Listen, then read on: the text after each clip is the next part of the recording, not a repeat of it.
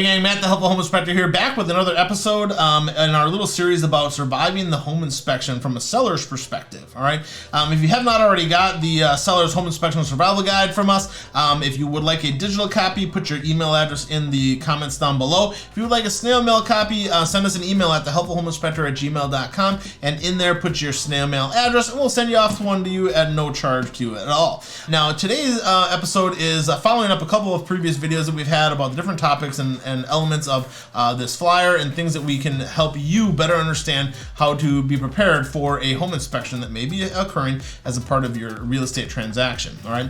In the first episode, we talked about creating a positive environment. In the second episode, we talked about the pre-listing inspection and a very crucial element to selling your home. In the last one that we just did, we basically talked a little bit about being prepared for the home inspection and getting ready for that process and preparing your home for that pending home inspection. All right.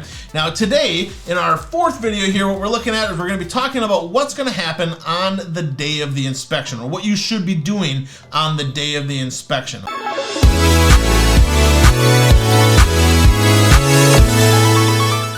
In this fourth episode that we're talking about, we're going to talk about what you should be as a seller doing on the day of the inspection. Basically, we're going to start off with it. This is Wisconsin, folks. Okay, so we may have snow and ice on our sidewalks. You want to make sure to shovel your driveway, shovel your sidewalk, put a little bit of salt down, not only to make the house look better and look better maintained, but also make it safe for the people that are coming to your home. You have a home inspector coming that's going to be walking around. You're going to have the buyers coming. They may be bringing their mom and dad, and basically they're going to be coming up to your home. You want to make sure that they're safe as they move around your home. All right. So making sure to shovel and salt your driveway and walkways. All right. Also, if you have a back patio that's paved or something like that, or a back deck, I would shovel that off as well. Okay. They're looking to have probably their second experience at your home, and wondering if how they're going to make it their home. All right, so we want to make it as pleasant an experience for them as possible. So shovel the sidewalk, shovel the driveway, shovel off your deck or patio. All right. The next thing we have, when you started to list your home, your real estate agent would have had you fill out a disclosure or a condition report. This condition report, basically you're going to want to leave that out for them to look at again. The odds are that they probably saw it before they offered to purchase your home. All right. However, leaving a copy out there for them to look at it again is never going to hurt you. All right, and also letting the home inspector know that these were things that you disclosed ahead of time is a good thing as well. So leave that out there for anybody that would like to look at it. Leave it on the counter, and just don't put it in a folder or anything. Just leave it right there so they can clearly see what it is, and that they can go ahead and look at it if they wish. All right, with your disclosures and stuff like that, and your condition report, those are things that you told them ahead of time, so nobody should be surprised by that. And the home inspector is probably going to find some of these things out about the house, and they're going through the home anyways. And being upfront about it is going to show that you're trying to be honest and forthright about the condition of your property. Now, along with this, if you have any warranty information, like say you had some foundation repairs, okay? You had some foundation repairs done. The company came in and said, hey, we're going to do the foundation, and we're going to give you a 20-year warranty on this. We're going to give you a 5-year warranty on this, parts and labor, blah, blah, blah, whatever the warranty covers.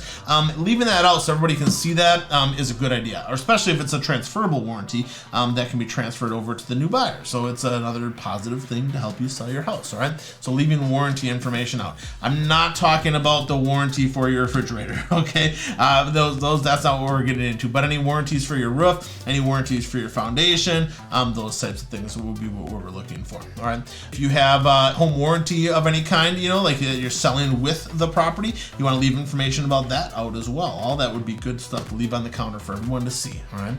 The next thing we want to get into is if there's anything that in your home should not be unplugged or turned off, like you have some crucial fish tank that's in a cycle of regeneration or something, or you have your venison fridge that's out in the garage, and if they trip this GFCI, that's going to turn off and all your meat's going to spoil.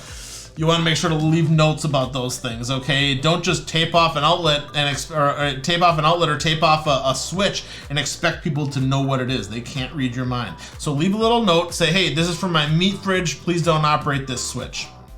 That's simple. It doesn't take a lot of time. It's just a post-it note, probably. Maybe you have a gun safe room, okay, and you don't want people going in there because there's a bunch of guns and ammo and whatever else in there. Leave a note on it, and maybe leave a picture of the inside of it so they can kind of see that it is what it is, but you don't want people going in there, okay? But don't try to say, this is my closet, I don't want you going to my closet. Okay, the people that are going to look at buying their house need to make sure that they can live in the home and stuff like that. All right. The next thing we're going to talk about is set the temperature at about 70 degrees, which is going to be very comfortable. I know that if you're older, you might like it warmer in the house. Okay, so for you, 78 is very comfortable, but no, for the average person, to be around 70 to 72 degrees is going to be good temperature, comfortable. If you're a money saver and you have your temperature turned down in your thermostat to 65 degrees when you're home, that's great. Okay, a way to save some money in your home. But when you have people come into the home and you want to make an impression, make sure the house is comfortable. So 70 degrees is what you should be looking at as far as what to set your thermostat at. Leaving your lights on is going to make your house look better. It's going to make your house look more inviting and stuff like that. So like a lot of times the real estate agents are going to say, make sure you leave all the lights on when you have a showing happening, because it makes your house look nicer, more open and more welcoming. Leaving your interior doors open, make sure none of them are locked. We don't want anybody to get locked in a room or something like that. And if there are some rooms that have locks on them, make sure the keys are at the house, so that if somebody does accidentally lock themselves in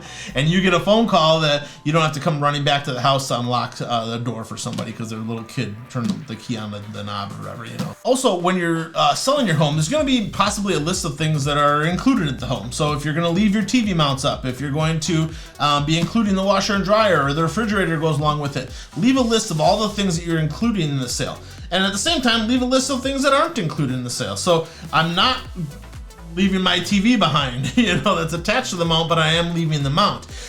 Or I'm taking the refrigerator, but I'm leaving the stove and the microwave and the dishwasher, those types of things. Just to be very clear with everybody, normally when you're talking about listing your home, you're going to have those things listed in your inclusions and exclusions. Sometimes when you're looking at a offer to purchase, there's a lot of words and a lot of pages, and sometimes things can get intermingled. The last thing you want to do is give somebody the impression that they're going to have a nice new fridge when they show up at the house, and then you go to closing and they come to the house and the refrigerator's not there, and then they try to have to explain that it was in there. It just makes it a whole mess. So leave a nice little list of what's included and what's excluded in the sale of the home. Have all your shades and blinds open. You want to let people see out of your house, okay? I realize, sometimes people keep windows and blinds shut for, saving money reasons, and sometimes it's heat the heat in and things like that, or sometimes they want privacy. But when you're looking at selling your home, you want your home to seem as open and as welcoming as possible, and leaving all those windows open and blinds up and, that kind of stuff is going to help you sell your house in the long run. It's going to make a better impression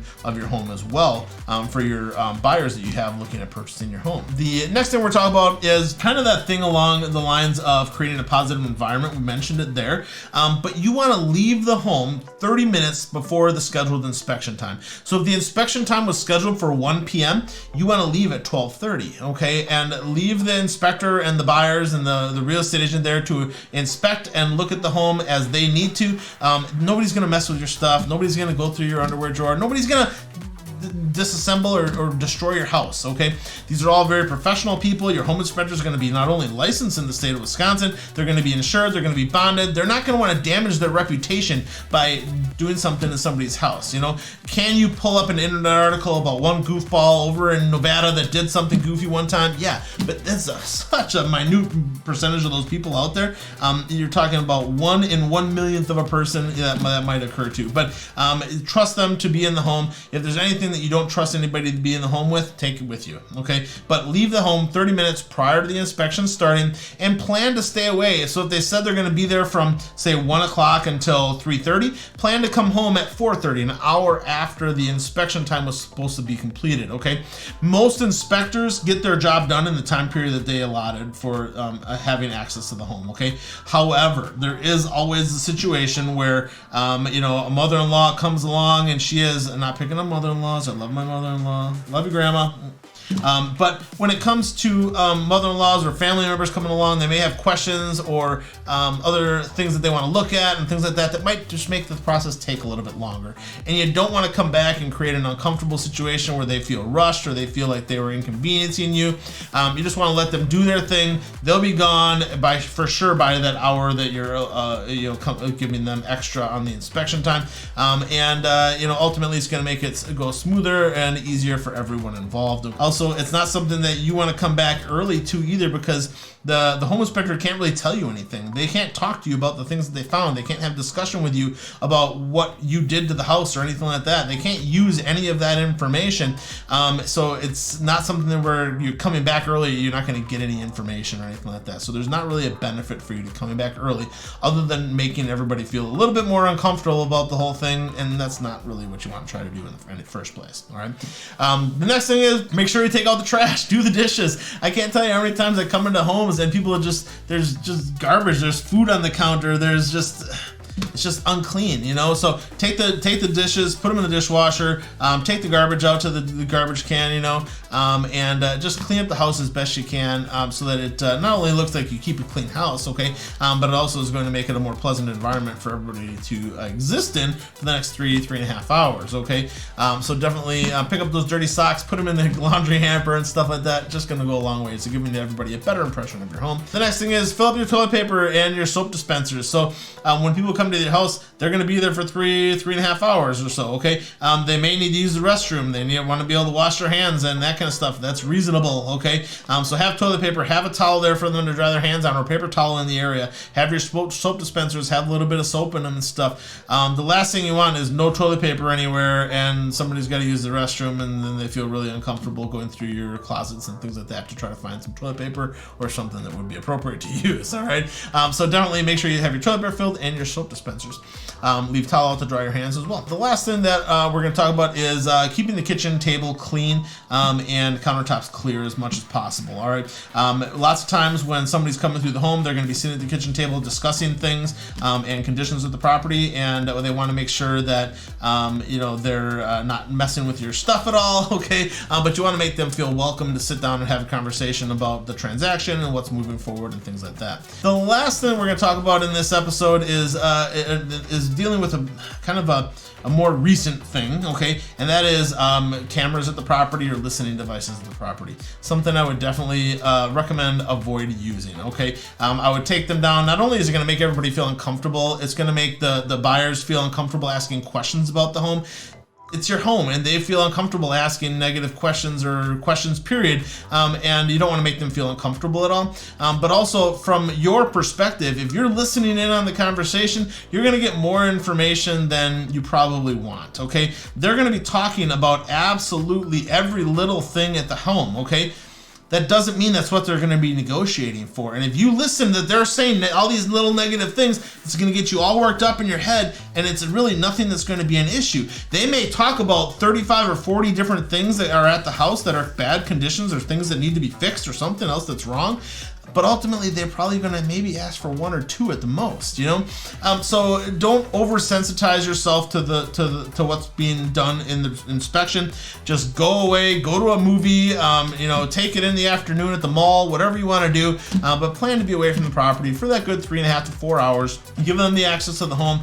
Don't have any cameras or listening devices out. It's not going to help you in any way, shape, or form. There's nothing that anybody's going to do that would be inappropriate. Okay, there's nothing that anybody's going to say that would help you in your negotiation. There's not really any benefit of it, and ultimately it's really just snooping and eavesdropping. So it's not something that is generally thought of as a positive thing to be doing from a seller's perspective. Okay, so put those cameras away, keep the listening devices in your drawers and things like that, and just take the transaction as it comes. You know, when they get done with the home inspection, they're going to come to you with any negotiating that they choose to do and things like that. But if you think that all those 45 things that they talked about are things they're going to try to negotiate, you're way wrong. So just probably just, you know, leave the home, go away for the day, and enjoy yourself. All right. Thanks again for tuning in, you guys, today. And if you remember, if you haven't gotten already one of these seller's guides, make sure to leave your email address in the comments down below, and we'll send you that digital copy. Otherwise, remember, the better you take care of your house, the better it's going to take care of you. Thanks again for tuning in today. Have a great day.